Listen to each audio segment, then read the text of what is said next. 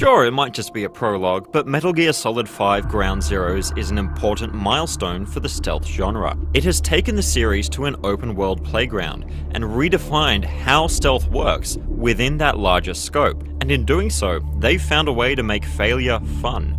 Little failures in a stealth game are always just around the next corner. You know, don't get spotted, don't make noise. Moving through the world, you're always balancing on the knife's edge. That's why stealth is tense. But some find it too punishing. I can understand that. You know, it's frustrating when a stealth game throws you into a game over screen if the enemy so much as sees your foot sticking out from behind a crate. So recent stealth games have started focusing on how to approach failure design. That means they're trying to make themselves feel less abusive to you when you muck up. Now they do this by replacing reasons to simply load a save file with gameplay mechanics that allow you to respond to failure in new and interesting ways. You've probably seen some recent stealth games making a big fuss over how they now just kind of let you shoot everyone. That's one way of addressing failure design, by making combat controls tight and accessible. Splinter Cell Blacklist did it. Do whatever it takes. Hitman Absolution did it.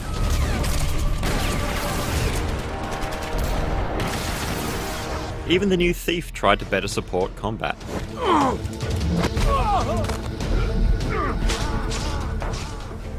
But why would you want to sneak your way through if it's just as easy to pull out a gun and shoot your way through? Ground Zeroes has the answer, by giving you the chance to turn every little mistake into an opportunity. The sheer scope of Ground Zeroes open world creates this vast playpen of interconnected systems that exist to nudge you closer to failure. Getting spotted, or creating a loud enough disturbance, completely disrupts the behavior of enemies across the entirety of Camp Omega.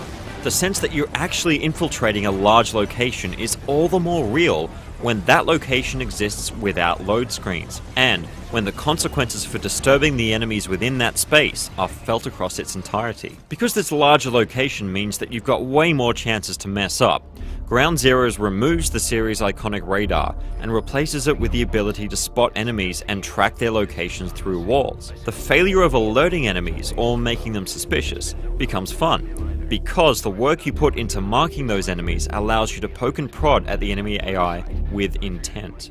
Want to get through a heavily guarded area? No problem.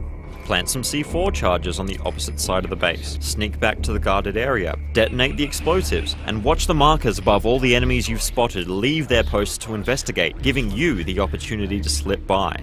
But what if one of those guards catches sight of you as he's running to investigate the explosion?